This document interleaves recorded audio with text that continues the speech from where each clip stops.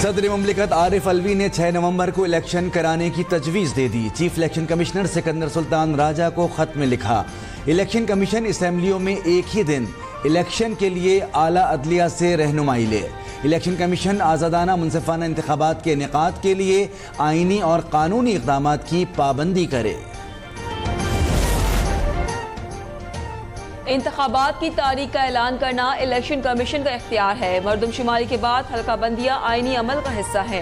निगरां हुकूमत इंतखाबात कराने के लिए तैयार है। निगरां वज़ीर आज़म अनवारुल हक काकर की गुफ्तगू, कहा इलेक्शन कमीशन तैयारियों के बाद जल्द कोई तारीख देगा। जनवरी में कोई भी तारीख मुकर्रर की जा सकती है।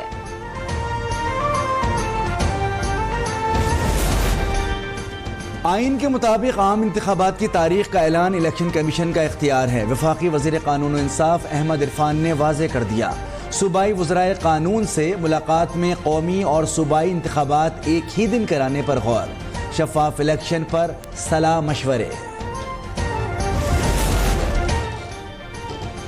सदर आरिफ अलवी का इंतखाबात की तारीख देने का कोई जवाज़ नहीं बनता। उन्होंने मुल्की निज़ाम में भूचाल लाने की कोशिश की। वो जानबदार और एक जमात के नुमाइंदे बने हुए हैं। सरबरा JUI फजलुर रहमान की गुफ्तगू, कहा आरिफ अलवी इस वक्त खुद बोनस चल रहे हैं। उन्हें चाहिए अखलाकी तौर पर अब पॉलिसी मीटर से दूर हो जाए। इलेक्शन कमीशन उनके किसी हुक्म या तजवीज़ को मानने का पाबंद नहीं। अगला इलेक्शन नए सेंसस पे होना था और सेंसस की रिक्वायरमेंट है कि डीलिमिटेशन हो। डीलिमिटेशन ही 30 नवंबर को फाइनल हो गया। नेक्स्ट 54 डेज के बाद इंशाल्लाह इलेक्शन डेट होगी और इलेक्शन जो होंगे इसमें किसी किस्म की कोई वो शक की बात नहीं है। हल्का बंदियां 30 नवंबर को मुकम्मल हो जाएंगी। उसके 54 रोज बाद इंतखाबात होंगे। लीगी रहनुमा राना सना की गुफ्तगू, कहा कि इलेक्शन के लिए मरदमशुमारी पर तमाम जमातों का मुत्तफिक होना अच्छी बात है। तहरीक इंसाफ इंतखाबात में हिस्सा ले सकती है। सानह 9 मई में मुलव्विस अफराद को PTI से अलग हो जाना चाहिए।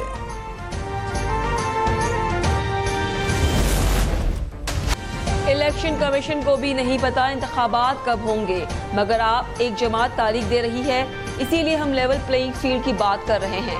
चेयरमैन पीपल्स पार्टी बिलावल भुट्टो का मुजफ्फरगढ़ में खिताब, कहा पीपल्स पार्टी इलेक्शन से नहीं डरती, हम मुकाबला करना और जीतना जानते हैं। मुआशी मसाइल और दीगर मुश्किलात का हल हमारे पास है। हुकूमत में आकर जनूबी पंजाब सूबे बनाने की भी ऐलान।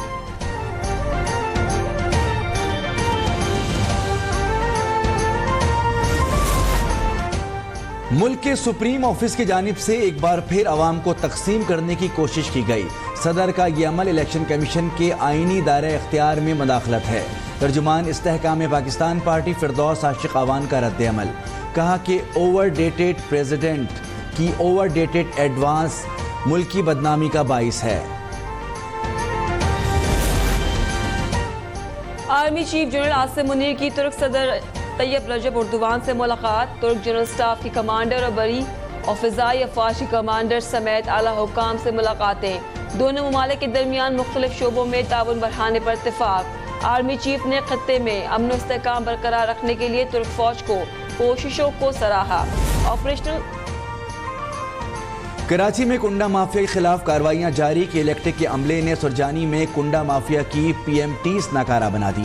गुज़िश्ता रोज अब तक न्यूज ने कुंडा नेटवर्क की निशानदही की थी।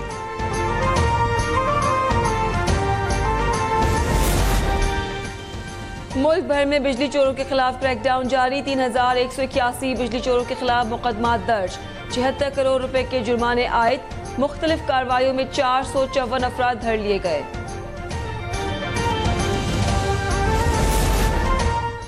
आलमी मालियाती इदारे की हिदायत पर गैस भी महंगी होगी।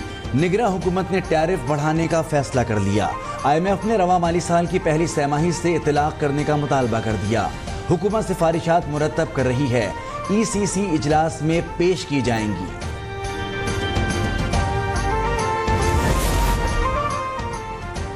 चीफ जस्टिस पाकिस्तान उमरता बंदियाल ने चीफ जस्टिस हाउस खाली कर दिया। रिटायर्ड जजेस के लिए मुख्तस घर मुंतकिल हो गए।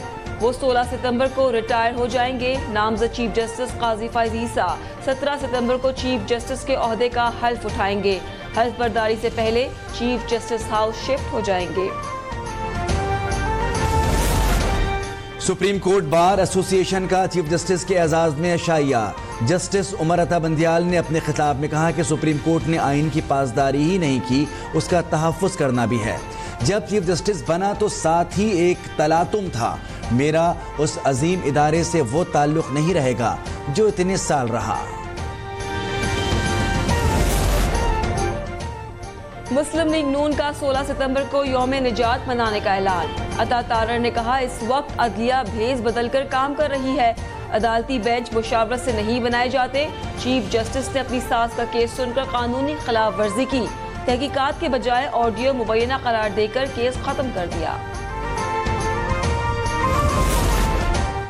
कराची के इलाके शाह फैसल में फैक्ट्री मुलाजमीन की बस को लूट लिया गया। मोटरसाइकिल सवार 8 मुलजिमान ने मुलाजमीन को यरगमाल बनाया, 65 मोबाइल और नकदी लूट कर फरार हो गए। वाक़े का मुकदमा 16 घंटे बाद दर्ज कर लिया गया।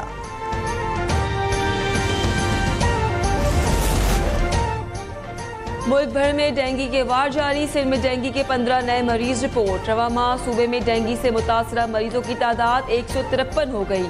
पंजाब में मजीद 130 अफराद में वायरस की तस्दीक। डेंगू लार्वा की रोकथाम के लिए इंतजामी अफसरान की फील्ड में मॉनिटरिंग। स्प्रे कराया, रूम कूलर से 2 डेंगू लार्वा बरामद कर लिए गए।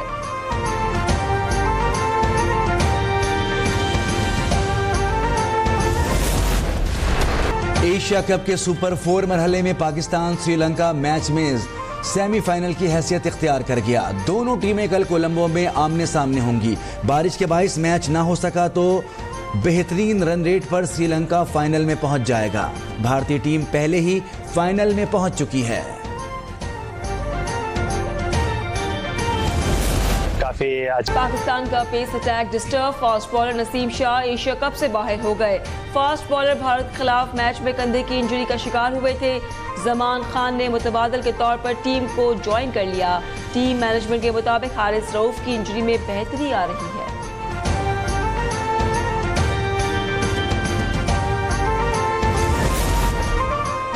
श्रीलंका के खिलाफ कौमी टीम का ऐलान। प्लेइंग 11 में 5 तब्दीलियां। मोहम्मद हारिस, सऊद शकील, मोहम्मद नवाज, मोहम्मद वसीम जूनियर शामिल। जमान खान वनडे इंटरनेशनल में डेब्यू करेंगे। फ़खर जमान, सलमान अली आगा, फ़हीम अशरफ, नसीम शाह और हारिस रऊफ आराम करेंगे। King Babar Azam one day ranking में पहली पोजीशन पर बरकरार। भारतीय बैटर शुभमन गिल दूसरे नंबर पर आ गए। इमाम उल हक 1 दर्जे तनज़्ज़ुली के बाद 5वें और फ़खर जमान 10वें नंबर पर पहुंच गए। बॉलिंग रैंकिंग में शाहीन शाह अफरीदी 10वें नंबर पर मौजूद।